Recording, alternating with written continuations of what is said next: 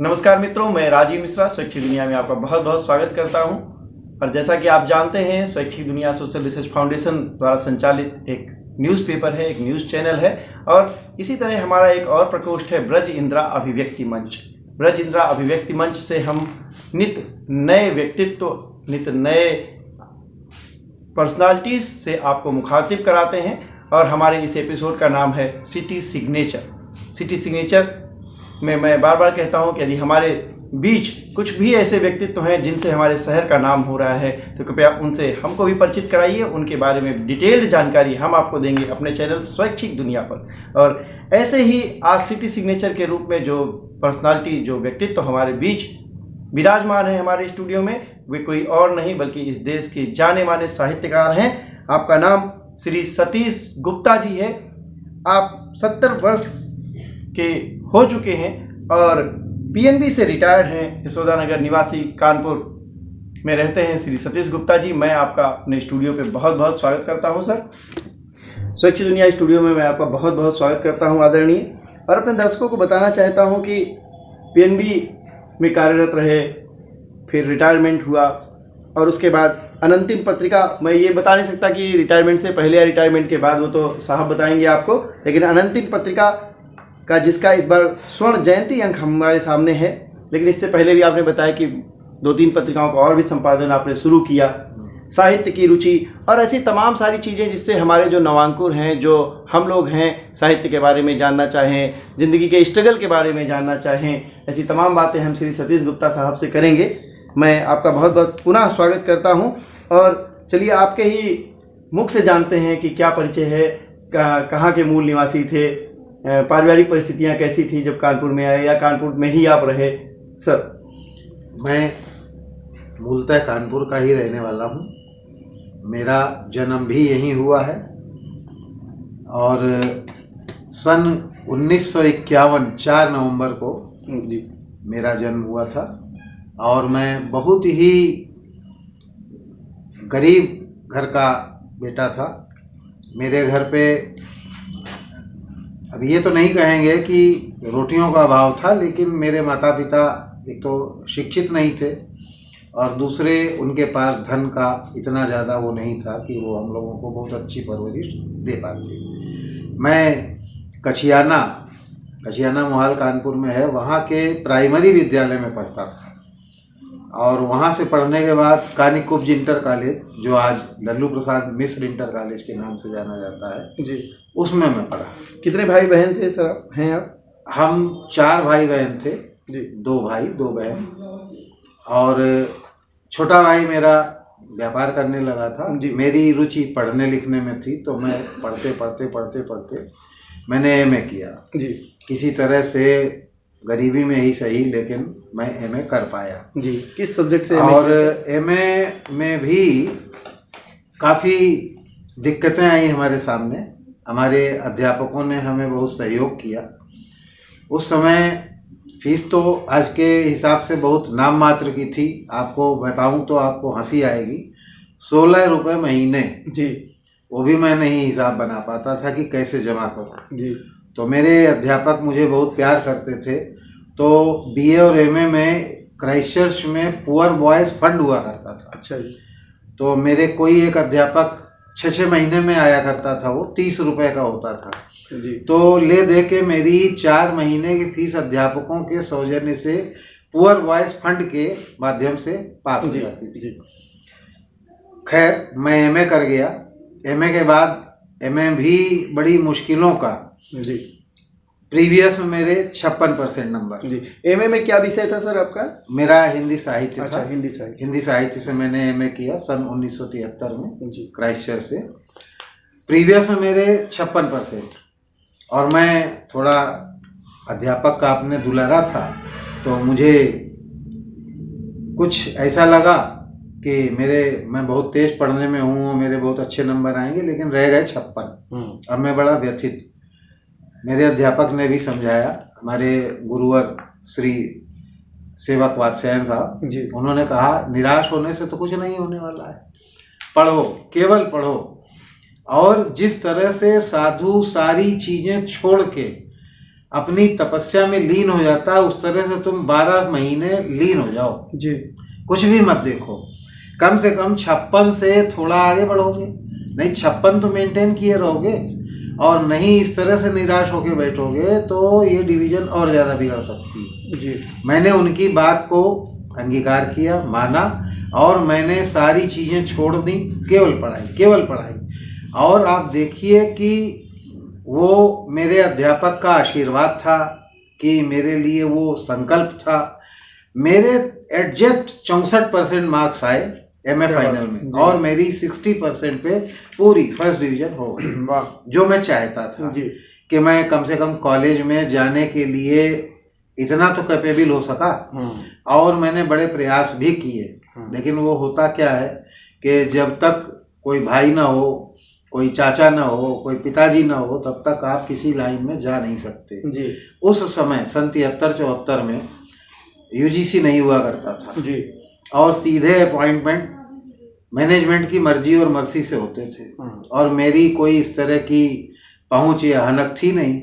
सो मैं करते करते करते करते जब थक गया, इसी बीच कुछ हमारे अध्यापकों का सौजन्य और स्नेह, तो मैं था क्राइस्ट का विद्यार्थी, लेकिन डीएवी कॉलेज के प्रोफेसर सिद्धिनाथ मिश्र हुआ करते थे, उन्होंने मुझे बहुत सहयोग किया, और उन्होंने मेरा सारा कैरियर, सारी चीज़ें देखी।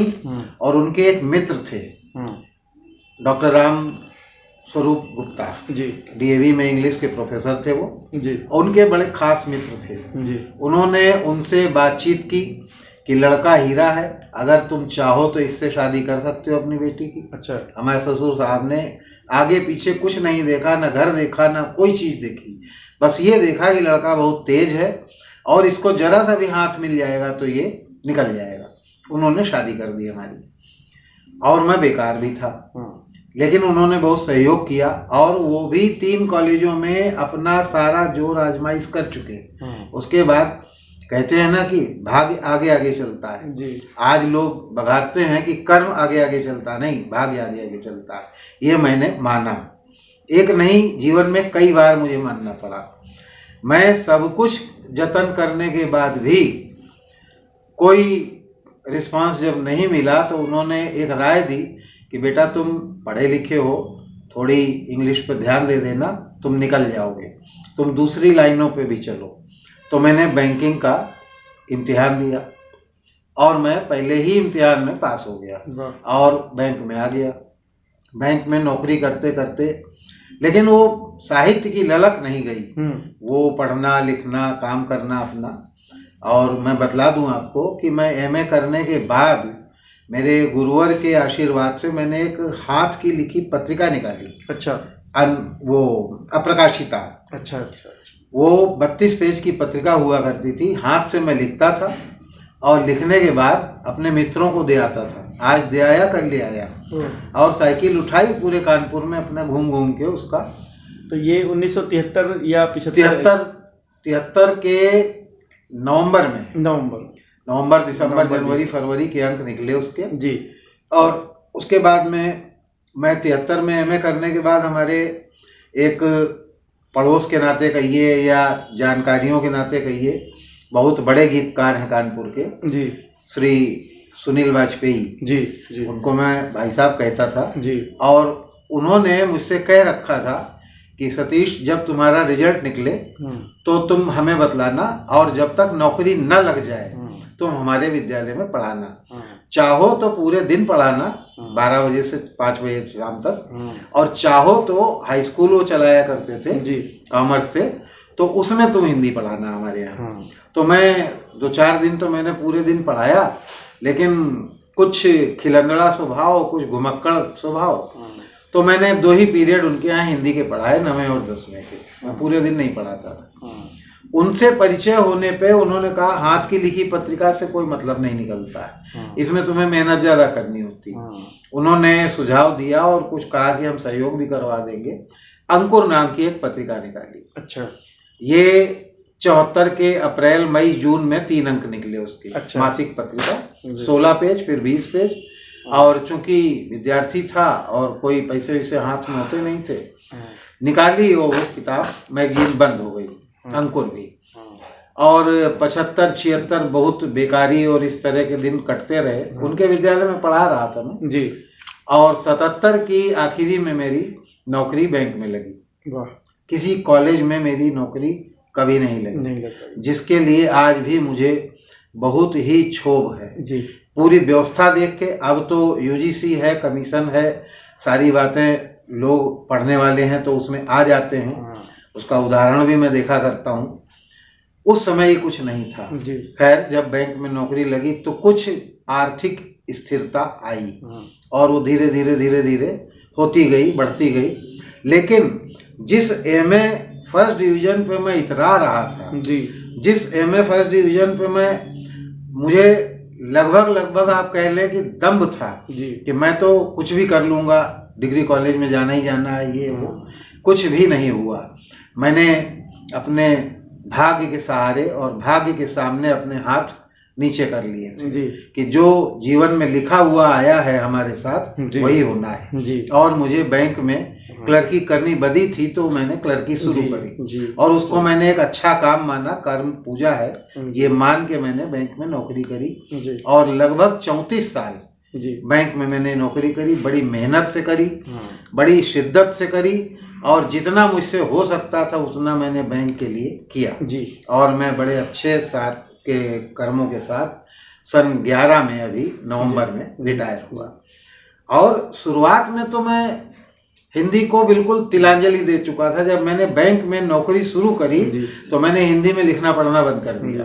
अच्छा, इसी के साथ हम आगे बढ़ें। हमें लगता है कि हम अपने दर्शकों को आपके जो पूज्य माता पिता जी हैं, आपकी शादी भी हो गई, पत्नी जो थी, मैं चाहता हूं कि उनका नाम भी अगर आप लेंगे तो आगे हमारे दर्शकों को आपके बारे में जानने में और अच्छा लगेगा। बिल्कुल बिल्कुल सही बात है। मेरे पिता श्री पुतनलाल गुप्ता जी उनका नाम था जी, और मेरी माँ अमृता थी जी, जो अब इस संसार में नहीं है, दोनों ही लोग जी। और मेरी बड़ी बहन उर्मिला नाम था उनका जी, वो भी कोई खास पढ़ी लिखी नहीं हुई जी। और मेरा छोटा भाई भी उसी तरह से निकला जी, वो भी 9वीं-10वीं तक पढ़ा, उसके बाद नहीं पढ़ा जी। मेरी छोटी बहन निर्मला थी जी, उसने जरूर धीरे धीरे धीरे धीरे करके बीए और एमए तक जी पढ़ा जी, बहुत बाद तक जी। और मेरी शादी, जैसा कि मैंने बतलाया कि प्रोफेसर सिद्धनाथ मिश्र के सौजन्य से जी, उनके मित्र डॉक्टर रामस्वरूप गुप्त जी की कन्या सुधा से मेरा विवाह हुआ था सन 75 में जी, जी। उसको लोग काला दिन मानते हैं 25 जून। मेरी माँ भांवरे हो रही थी, यहाँ इमरजेंसी लगाई जा रही थी। मेरी माँ भांवरे हो रही थी, यहाँ बड़े बड़े नेता अरेस्ट हो के जेल में जा रहे थे जी। जब मैं सुबह वहाँ से वापस आया हूँ घर तो पता चला कि इमरजेंसी लग चुकी 26 जून जी। और आप भी अरेस्ट हो चुके मैं भी अरेस्ट हो चुका जी। लोग मुझे इस रूप में भी कभी कभी मेरे पुराने मित्र याद करते हैं। और मैं आपको बतला दूं कि मेरी रुचियां तो सुरुचि मान ली जाए जी, लेकिन इन सुरुचियों में सबसे बड़ा योगदान मेरी पत्नी का भी है जी। बिल्कुल, इसीलिए मैंने ये बात कही थी। वो ड्राइंग पेंटिंग की थी जी, एमए किया था उन्होंने जी। और उस समय जैसे इस समय कॉलेजों में चलता है निश्चित मानदेय जी, शायद अब नहीं है जी, उस समय कोई भी स्कीम हुआ करती थी जी। और हमारे फादर इन लॉ चूंकि शिक्षा में ही थे जी, तो उन्होंने उनको जुहारी देवी में कोई भी स्कीम में लगवा रखा था। अच्छा। तो वो पढ़ाती थी। जब शादी हुई तो उसके बाद उन्होंने जुहारी देवी में पढ़ाया। बहुत अच्छी बात है। उसके अगले साल उन्होंने एएनडी कॉलेज में पढ़ाया। अच्छा जी। तीसरा साल उनका एएनडी में चल रहा था और मैं टेम्परेरी बैंक में आ चुका था जी। जब मुझे परमानेंसी का जॉब मिल गया बैंक में और मेरी इनिशियल पोस्टिंग लखीमपुर खीरी हुई जी, तो मैंने उनसे कहा कि अब इसमें कुछ नहीं रखा है, अब चलते हैं हम लोग लखीमपुर, तो वहीं रहेंगे। तो हमारे फादर इन लॉ बोले कि यहीं रहो तो ज़्यादा अच्छा रहेगा, तुम वहाँ चले जाओ, कुछ दिन बाद वहाँ वाईडी कॉलेज है, कोशिश करेंगे, अगर हो गया तो करवा देंगे। तो हमने कहा नहीं, अब जी भर गया है कानपुर से, अब हम बाहर जाएंगे। तो उनको साथ लेता गया, उन्होंने नौकरी छोड़ दी। और वो कोई भी स्कीम थी, कोई परमानेंट नहीं थी, लेकिन वो जो संस्कार थे ड्राइंग पेंटिंग के, किसी चीज़ को किस तरह से किया जाए पूरा, ये मैं देखा करता था। और वो धीरे धीरे धीरे धीरे जब मेरी बेटी हुई, मेरी 2 बेटियां हैं, तो जो मेरी बेटी हुई वो इंटर तक तो साइंस में रही जी, लेकिन वो बीच बीच में मैंने देखा कभी स्केच किया करती थी, कभी कुछ किया करती थी, कभी उसने ड्राइंग पेंटिंग देखी नहीं, ना पढ़ा कभी किसी क्लास में, लेकिन वो माँ के संस्कार उसको मिले हुए होंगे। तो वो करते करते करते करते जब MA BA करने की बात आई, BSc में जाना था, तो उसने कहा हम BSc नहीं करेंगे, या तो ड्राइंग पेंटिंग होती इसमें, अब हम अपने मन से करेंगे। तो उसने ड्राइंग पेंटिंग ली, उसको एडमिशन ही नहीं दे रहे थे। महिला में जब आई तो यहाँ शायद मुझे नाम नहीं याद आ रहा उनकी टीचर का, उन्होंने मना किया कि हम ड्राइंग पेंटिंग थी नहीं इसकी इंटर में, हम नहीं दे सकते, इंग्लिश दे सकते हैं, हिंदी दे सकते हैं, और नहीं दे सकते ड्राइंग पेंटिंग, प्रैक्टिकल सब्जेक्ट है, उसमें कैसे करेगी। तो उसने जहाँ पे बैठी थी, जिस जगह वो बात कर रही थी, वो मना कर रही थी, उन्हीं का उसने स्केच करके उनको दे दिया। क्या बात? वो बैठी बात करती रही, अपनी मम्मी के साथ गई थी, स्केच करके दे दिया उसने। तो वो देख के बिल्कुल हतप्रभ कि इस लड़की को तो मैं मना कर रही हूँ, इसने हूबहू मेरा स्केच करके दे दिया इसी समय। तो उन्होंने कहा बेटा हम तो देंगे ड्राइंग पेंटिंग। फिर वो एडमिशन लिया उसने, और उसने अपने BA में उस साल, मुझे सन नहीं याद है इस समय, शायद 95 या 96 था, टॉप किया BA कानपुर यूनिवर्सिटी। उसके बाद उसको ड्राइंग पेंटिंग से ही करना था MA, वो DAV गई। और उस समय राम कंवर गर्ग वहाँ हेड हुआ करते थे, उन्होंने उसकी माँ को भी पढ़ाया था, सुधा को भी उन्होंने ही पढ़ाया था, और उनकी बेटी को भी वो पढ़ा रहे हैं। तो उनके अंडर में उसने MA किया, वो भी उसने MA टॉप किया। बेटी का नाम लेंगे तो थोड़ा ठीक है। बेटी का नाम शुभम शिवा है जी, और वो इस समय DG कॉलेज में है, और हेड हो गई है सन 2001 से वहाँ वो ड्राइंग पेंटिंग। बहुत बढ़िया बात है। पहले असिस्टेंट थी, अब एसोसिएट। आपने अपने पिताजी के सपने को साकार किया, जो निरीह परिवार से थे, और अच्छी पढ़ाई लिखाई ना होने के बावजूद भी उन्होंने आपको पढ़ाया, यहाँ तक पढ़ाया, और परिवार में अच्छी शिक्षा दिलवाई। जहाँ आपने बताया कि आपने बड़ा स्ट्रगल करा जो शुरुआत में, लेकिन बाद में आपकी PNB में नौकरी लगी, और आपने जो आपके संस्कार थे उसको कायम रखा। पत्नी भी आपकी जो है डिग्री कॉलेज में रही, और बेटी भी डिग्री कॉलेज में लग गई। तो चलिए मित्रों, ये तो आपका जो हमारे बीच से आदरणीय सतीश गुप्ता साहब हैं, आपका पारिवारिक परिचय रहा। अब जानते हैं साहित्य के बारे में, कि आपने ये भी बताया कि MA के साथ ही 73 से लेके और 75 तक आपकी 2 पत्रिकाएं, ये साहित्य के प्रति रुचि ही रही, रुझान ही रही, कि उन्होंने 3 अंक हाथ से लिख के निकाले।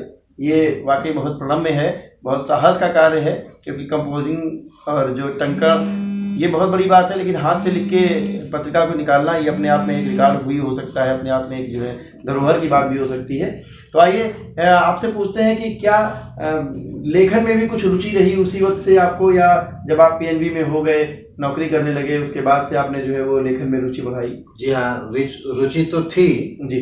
73 में मैं जब MA कर रहा था तभी से मैं लिखने लगा था, लेकिन जब तक नौकरी नहीं मिली ये रुचि धीरे धीरे धीरे धीरे समाप्त हो गई जी। लेकिन लिखना रुका, पढ़ना नहीं रुका।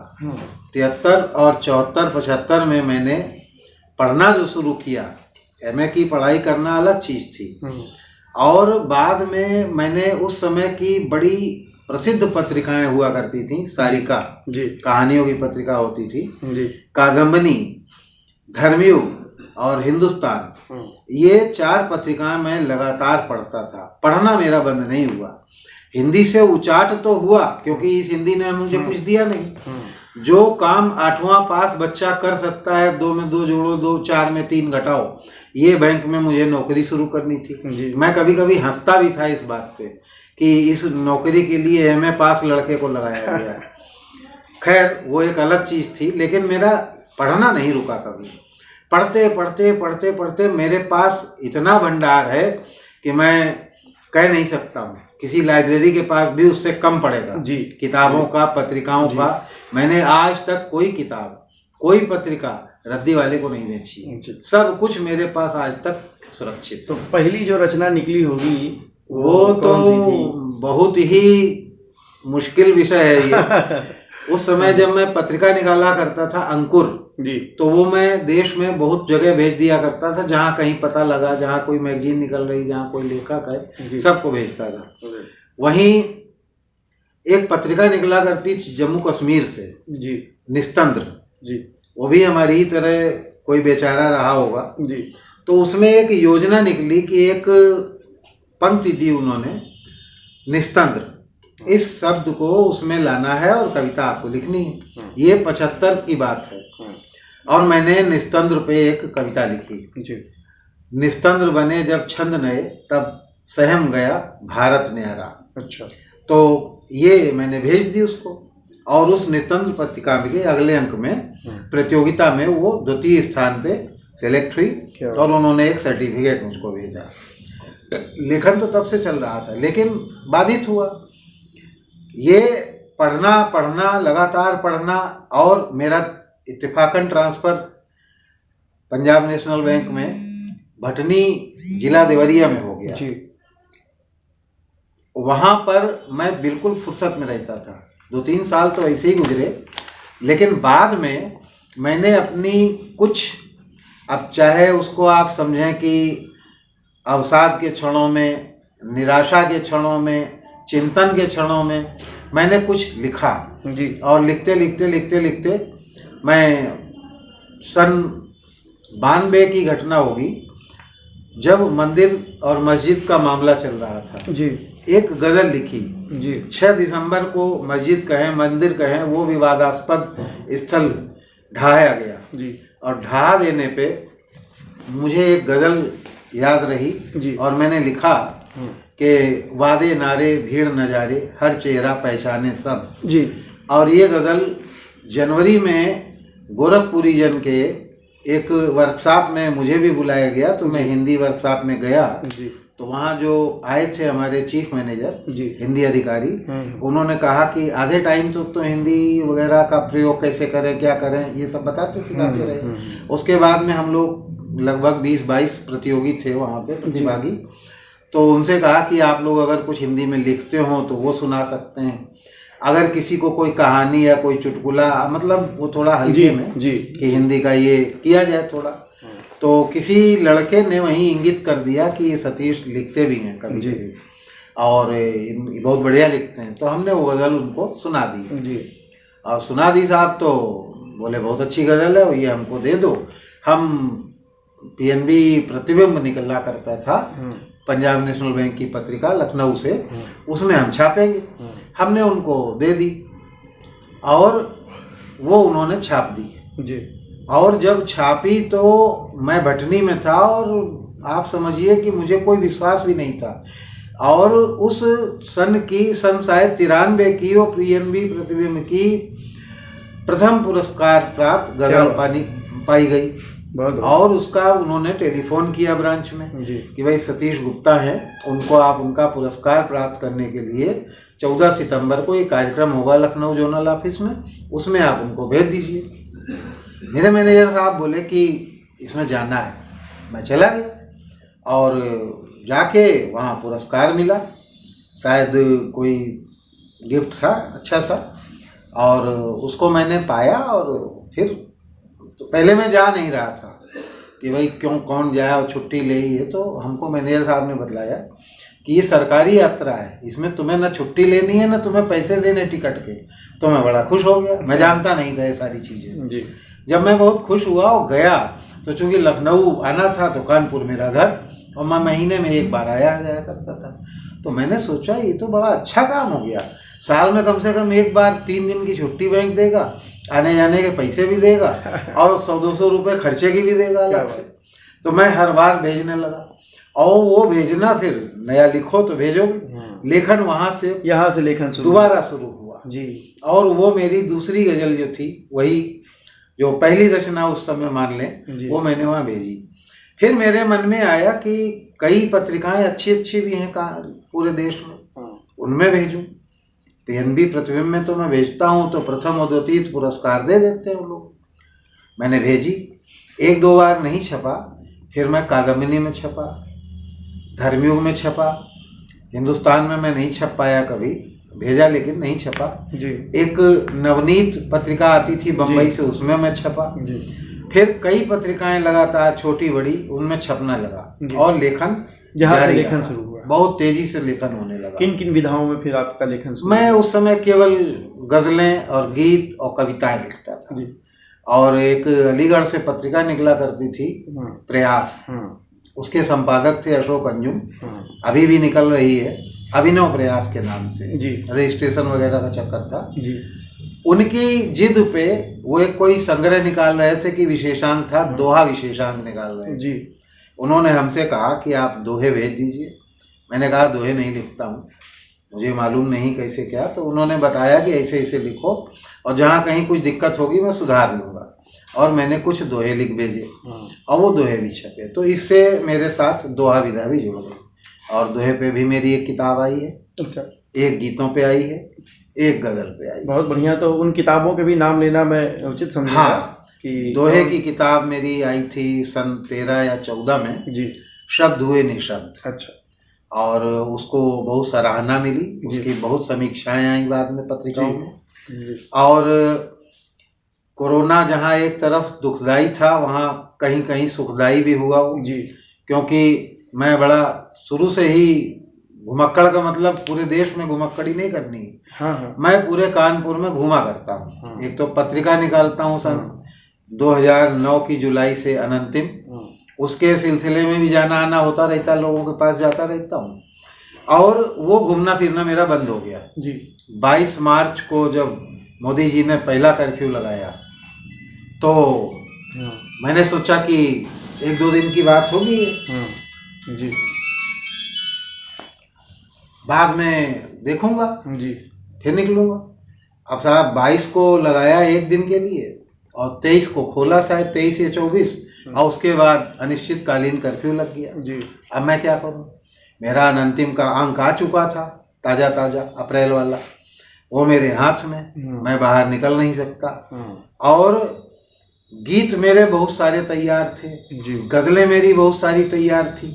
बस ये हुआ करता था कि ये अनंतिम का अंक निकल जाए, इसके बाद में ये काम करेंगे, गीतों का काम करेंगे, गज़लों का काम करेंगे। हर अंक निकल जाता था, उसके बाद अगले की तैयारी शुरू हो जाती थी। ये समय आपको बहुत अच्छा, ये बहुत बढ़िया समय मिला जी। तो मैं अपने ऊपर वाले कमरे में चला गया और मार्च बीत गया, रोज कई दिन तक मैं बोर होता रहा। फिर मैंने सारी फाइलें, सारी मैगजीन, सारा कुछ निकाल के इकट्ठा किया और वो सारे अच्छे अच्छे गीत निकाल के 52 या 53 गीत मैंने चुने और चुन के जिनसे पत्रिका निकला करती थी उन्हीं से रिक्वेस्ट की, तो उन्होंने गीतों की किताब भी बनाई मेरी। तो आपका और ये शब्द गीत मेरे जी, इस नाम से वो पुस्तक बनी और सन 20 के आखिरी में बन के तैयार, बहुत धीरे धीरे बन रही थी क्योंकि बाहर नहीं निकल सकते, ये नहीं कर सकते, वो नहीं कर सकते, और बड़ी जिद्दों में, बड़े लोगों के उत्साह के साथ अभी 2021 के मार्च की मेरी याद है जहाँ तक 14 मार्च को उसका लोकार्पण भी हुआ जी। बहुत अच्छा उसका रिस्पांस रहा। अभी मेरी गज़लों की किताब, उसके बाद जब गीतों की तैयार कर ली तो अब ये हुआ कि अब क्या करें, तो 3 कहानियाँ मैंने बीच में लिखी जी। कहानियाँ मैं पहले भी लिखा करता था, 3 कहानियाँ लिखी और उन कहानियों को मैंने अभी भेजा नहीं कहीं, लेकिन गीतों गज़लों पे मैं लगा रहा। वो गज़लों की किताब भी 21 के आखिरी तक आ गई। अब उसका विमोचन, अगर कोरोना ने ज़्यादा डराया धमकाया नहीं तो गज़ल की किताब भी हमारे समझ, गज़ल की किताब मेरी समझ से 16 जनवरी को उसका विमोचन बहुत अच्छा होगा। एक ये जो अनंतिम पत्रिका है हमारे सामने रखी हुई है, इसकी वजह से आपका बड़ा नाम है और बड़ा आपका काम भी है। हाँ, अनंतिम से एक नई पहचान भी है। अनंतिम के बारे में भी कुछ बताना चाहेंगे? अनंतिम कहाँ से ये नाम रखा आपने, कब से शुरुआत की, क्या योजना बनी आपकी? इसकी योजना तो आपको मैं बतलाऊं कि अप्रकाशिता जो सन 73 के अक्टूबर नवंबर में मैंने निकाली थी, हाथ से लिखी हुई पत्रिका, उस समय आप समझ लीजिए कि इसका बीजांकुर हो चुका था। बीजारोपण हुआ ही होगा, मैं मानता नहीं हूँ इन सब चीज़ों को। मैं आज पे विश्वास करता हूँ, बीते हुए कल को मैं भूल जाना चाहता हूँ, लेकिन इसकी शुरुआत वहीं हुई होगी, मैं मानता हूँ इस चीज़ को। वो मेरे जहन में रही होगी बातें, और जब मेरा ट्रांसफ़र परमानेंट कानपुर के लिए हो गया सन 7 के आखिरी में, तब से मेरे मन में ये बात बहुत तेज़ी से उठने लगी कि अब तो कहीं जाना नहीं, सन 11 में रिटायर हो जाना है और आराम से अब हम पत्रिका निकाल कर अपने सपने को पूरा कर सकते हैं। जो कविताओं की पत्रिका मेरे मन में हुआ करती थी वो मैंने निकालने की कोशिश की जी। और उस कोशिश में मैं मार्च में मैं 4 मित्रों के बीच में बैठा था, यहीं कानपुर में सुरेंद्र सीकर हमारे साथ पढ़े हुए हैं BA और MA में जी। वहीं रमेश मिश्र आनंद भी थे, और एक पुराना मित्र जो क्राइस्ट चर्च में कभी हुआ करता था, सुरेंद्र अरोड़ा जो कहानीकार है जी। चारों लोग बैठे हुए थे। मार्च अप्रैल के जाड़ों के गर्मियों के दिन थे, रात में बैठे हुए शाम को बात हुई कि चलो एक पत्रिका निकालते हैं हम लोग। और सुरेंद्र सीकर और रमेश मिश्र आनंद एक पत्रिका निकाल भी चुके थे जी। 8 पेज की हुआ करती थी, बहुत बड़ी नहीं थी, लेकिन निकाली और बंद हो गई। एक समय अभाव और दूसरे काम में दिक्कतें होती थी उनको। हमने उनसे चारों से बातचीत करी तो ये हुआ कि साहब जब रिटायर हो जाएंगे हम लोग, और लगभग चारों लोग एक ही उम्र के थे जी। कोई अक्टूबर 10 में रिटायर हो रहा है, कोई मई 11 में रिटायर हो रहा है, कोई नवंबर 11 में। हम और सुरेंद्र अरोड़ा नवंबर 11 में रिटायर हो रहे थे। तो हमने कहा रिटायर होने के बाद क्या ज़रूरत है, अभी से निकालो तो वो तब तक जम जाएगी। तो ये हुआ कि नहीं साहब, जब रिटायर हो जाएंगे तो बिल्कुल निश्चिंत तो फ्री होंगे और तब पत्रिका निकालेंगे हम लोग, सब लोग सहयोग करके और निकालेंगे। हमने कहा नहीं साहब, हमें मन नहीं मान रहा। ये मार्च 9 की बात है। 2 महीने मैंने उस पर मंथन किया, और मैं चूंकि बहुत सारी देश की पत्रिकाओं में छप चुका था जी। मेरे नाम से पुराने नए बहुत लोग वाकिफ भी थे जी। मैंने एक ब्रोशर बनाया कि एक नई पत्रिका की शुरुआत करने जा रहा हूँ, आप लोग अपनी रचनाएं और अपना सहयोग हमें भेजें। मुझे अच्छा रिस्पांस मिला। अभी पत्रिका का नाम भी नहीं है और कब शुरू करूँगा ये भी नहीं था। ये जून की बात है, और जब इतनी रचनाएं मेरे पास, करीब 40-45 रचनाएं देश से आ गई, तब मेरा उत्साह बहुत बढ़ गया। और मैं जो काम जनवरी के में शुरू करने वाला था सन 10 में, वो मैंने जुलाई में ही शुरू किया। और जुलाई में एक अंक निकाला मैंने, अनंतिम नाम दिया उसको। अनंतिम के पीछे भी एक बड़ी अच्छी कहानी है। एक नाम था सुकवि सुधा। जब मैं हाई स्कूल में पढ़ता था तो बहुत सारी कविता की किताबें चला करती थी। हम पढ़ते थे काव्य रत्नांजलि, लेकिन सुकवि सुधा हुआ करती थी। तो लोगों ने मना किया, हमारी वाइफ ने कहा मेरा नाम सुधा है, सब लोग समझेंगे तुमने मेरे नाम से किया है जी। मैंने कहा ठीक है, सुकवि सुधा नहीं रखते हैं जी। फिर एक नाम आया सुकविता जी, वो भी सब लोगों ने मना कर दिया। फिर मैंने एक नाम दिया अनंतिम, इस पे एकदम पक्की मोहर लग गई सबकी, और अनंतिम पत्रिका निकली जी। इसकी शुरुआत में, अब चूंकि ये कविताओं की पत्रिका है, केवल कविताओं की, कोई कहानी नहीं, कोई निबंध नहीं, कभी कभी साहित्य से संबंधित, अब तो लगभग सब अंकों में जी। साक्षात्कार एक मैं देता हूँ किसी अच्छे लेखक का, बड़े लेखक का जी। तो एक चीज़ इसमें जरूर जुड़ गई, और समीक्षाएं तो मैं शुरू से दे रहा हूँ जी, पुस्तकों की समीक्षाएं, लेकिन है आज तक ये कविताओं की। बहुत मेरे ऊपर दबाव आया कि आप कहानियाँ भी इसमें दीजिए, निबंध भी दीजिए, इसका क्षेत्र विस्तृत हो जाएगा। हमने कहा नहीं साहब, हम तो अभी कविताएं ही कविताएं देंगे इसमें, और ये कविताओं की पत्रिका आज तक चल रही है जी। शुरू में इस पे जरूर दबाव था, जिससे मैं बात करता था कि मैं अनंतिम पत्रिका निकाल रहा हूँ। ये इस समय तो अच्छी स्वस्थ पत्रिका हो गई है, उस समय मात्र 32 पेज की हुआ करती थी जी। और इसका कवर भी काला सफ़ेद होता था जी। कोई ने तो ये तक टिप्पणी कर दी कि सफ़ेद कवर अच्छा नहीं होता है, और साहब विधवा औरत की तरह दिखाई देती है ये तो हमने कहा अपना अपना नज़रिया है, हमको तो ये सुजाता की नूतन दिखाई देती है, और मैं उसी रूप में और उसी भाव में आज तक पत्रिका अनंतिम निकाल रहा हूँ। चलिए, बहुत बधाई हो। और आपके सामने 50वां अंक भी आ चुका है। आपको बहुत बधाई हो। आपने शुरुआती जीवन से लेके और अंतिम के 50वें अंक तक की बात हमारे दर्शकों के समक्ष रखी। अभी भी हम देखते हैं कि बहुत सारे जो नए साहित्यकार हैं, जो नए स्ट्रगलर हैं, जो नए बच्चे हैं, जिनके दिमाग में ऐसा है कि हम भी एक दिन कुछ लिखना चाहेंगे, कुछ पढ़ना चाहेंगे। तो मैं चाहता हूं कि एक संक्षिप्त टिप्पणी, जो आपकी संक्षिप्त राय हो उनके लिए, वो मशवरा हो कि कैसे अपने जीवन की शुरुआत करें या क्या करें, वो आप उनको दें। और उसके बाद अपने दर्शकों की तरफ से आपसे निवेदन करूंगा कि अपनी कोई पसंदीदा रचना भी हमें पढ़कर सुनाएं, हमें हमारे समक्ष रखें, ताकि एक झलक हमको दिख जाए जो आपके भीतर का महान साहित्यकार हमारे समक्ष बैठा हुआ है। तो जी देखिए, साहित्य की विधाएं तो कई हैं। कहानी है जो सबसे ज़्यादा पढ़ी जाती है, कविताएं हैं, अब मैं जो कह रहा हूँ उस पर विरोधाभास है। कहानी सबसे ज़्यादा पढ़ी जाती है, कविताएं सबसे ज़्यादा लिखी जाती हैं। आप पढ़ें ना पढ़ें, पत्रिका आपके पास पहुंचती है, आप इंडेक्स देखते हैं और उसमें अपनी कविता देखते हैं, और जब अपनी कविता बड़े ध्यान से पूरी पढ़ लेते हैं तब बड़े खुश होते हैं, बड़े संतुष्ट होते हैं। दूसरे की कविता छपी है नहीं छपी, कैसी है कैसी नहीं, कोई मतलब नहीं। अपनी पत्रिका में अपनी कविता पढ़ी और बड़े प्रसन्न हैं। इसके आगे आपकी प्रसन्नता का कोई रास्ता नहीं है।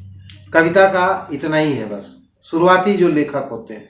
और कहानी आपने लिखी, कहानी चूँकि हमारे जन्म से अंत तक कहानी ही है पूरा जीवन, और उस कहानी को आप जिस एंगल से देखें, समाज में जिस घर में देखें, जिस परिवार में देखें, गरीबी पे, भुखमरी पे, बेकारी पे, बेरोजगारी पे, गुंडागर्दी पे, आतंक, मतलब कहानियों का क्षेत्र इतना ज़्यादा है कि कहानी पढ़ी ही जाती है। और कहने का तो हम लोगों के बचपन से कि दादी ने सुनाई, नानी ने सुनाई, नींद आ जाए तो गुनगुना के और लोरी सुना के नींद आ जाए बच्चों को, और बच्चे नानी के पास पहुंचते, नानी वो वाली कहानी सुनाओ, वहीं तक सुनी थी हमने, हमको नींद आ गई थी। तो कहानी ये है। कविता सब कोई लिखता है, खास तौर से जितने पुरुष वर्ग में लेखक नहीं होंगे कविता के, उससे ज़्यादा स्त्री वर्ग में है। उसका कारण है, लड़कियां अपनी व्यथा को, अपनी बात को व्यक्त नहीं कर सकती हैं। हमारे हिंदू परिवारों में, हमारे भारत में लड़कियों को इतना दबा के रखा गया है आज तक। बातें चाहे कोई कितनी भी कर रहा हो, बहुत कुछ खुला है, बहुत कुछ छूट हुई है, लेकिन अभी तक लड़कियों को वो छूट नहीं है। लड़का है, रात में 8 बजे भी आ रहा है, कोई दिक्कत नहीं है, कहाँ से आ रहे हो, क्या है, पिता ने पूछा हो, संतुष्ट हो गए। लड़की अगर विद्यालय से 5 बजे छुट्टी होती हो, 6 बज गया तो कहाँ थी, कैसे थी। तो लड़कियां अपनी बातों को चुपचाप नोट कर लेती हैं। आप किसी भी लड़की से पूछिए उसकी कविता की शुरुआत कहाँ से हुई थी, वो यही बतलाएगी कि हम जो कुछ कह नहीं पाते थे वो हम लिख लेते थे, लिखते रहते थे केवल। तो कविताएं लिखी गई, बहुत ज़्यादा लिखी गई कविताएं, पाठक उतने नहीं।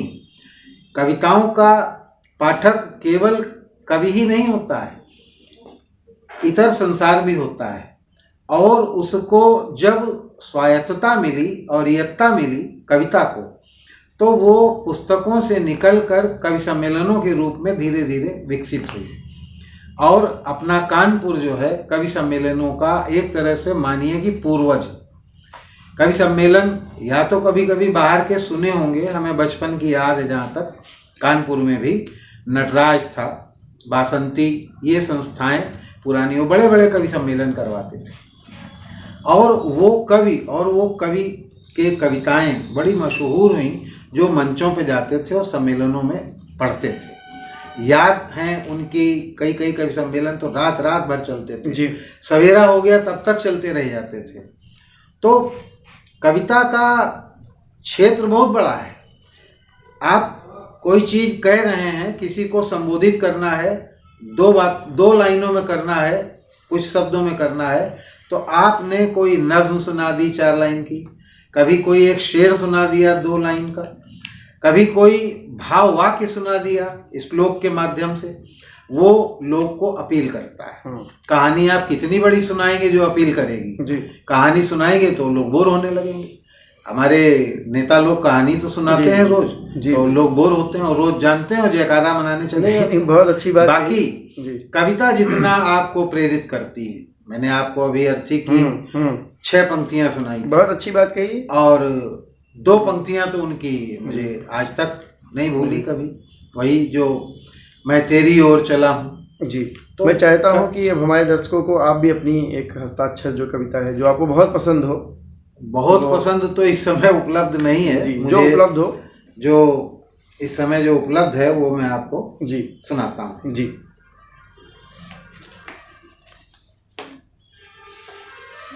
मेरी गजलों की एक पुस्तक आ रही है, वेदना की वादियाँ।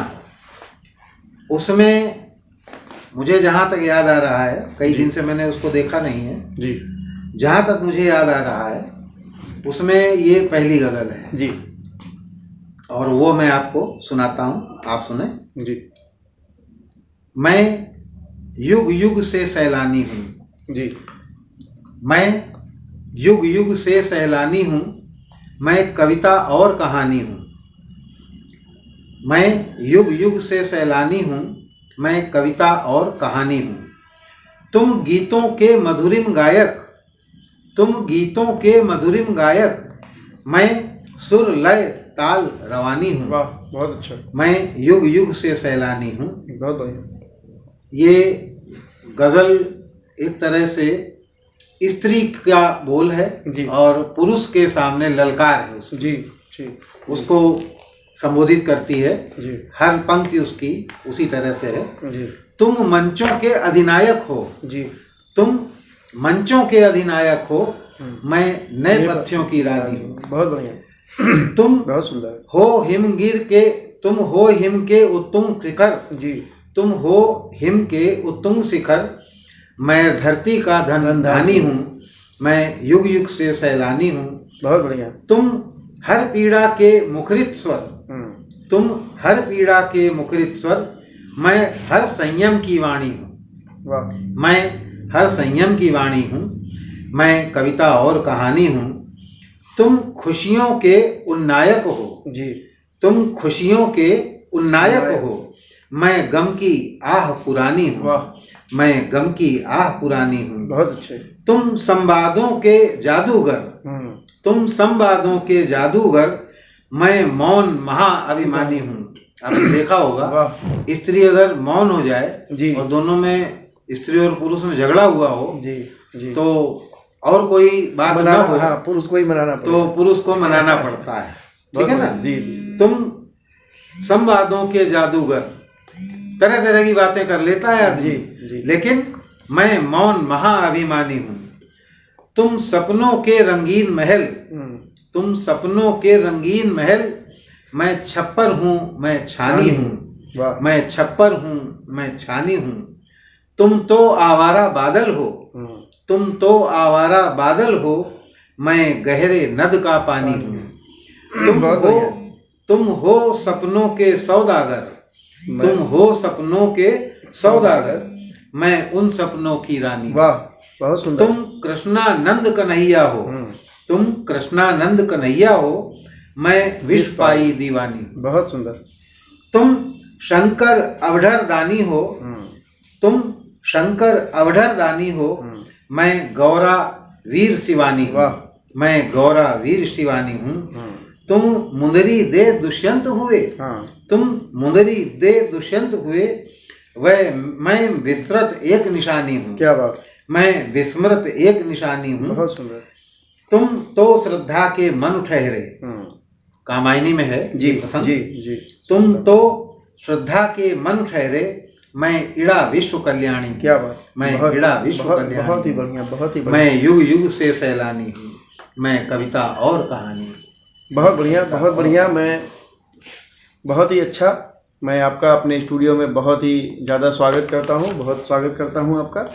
और उम्मीद करता हूँ कि हमारे दर्शकों को भी आदरणीय सतीश गुप्ता जी जो अभी तक हमारे स्टूडियो में हैं, उनके जीवन के बारे में एक विस्तृत रूप से जानकारी मिली होगी। बहुत लोगों को आकांक्षाएं होती हैं, बहुत लोगों के मन में इच्छा होती है कि आखिर अनंतिम चल रही है, दोहे लिखे जा रहे हैं, साहित्यकार मंच पे हैं, लेकिन इनके पीछे की कहानियाँ क्या है।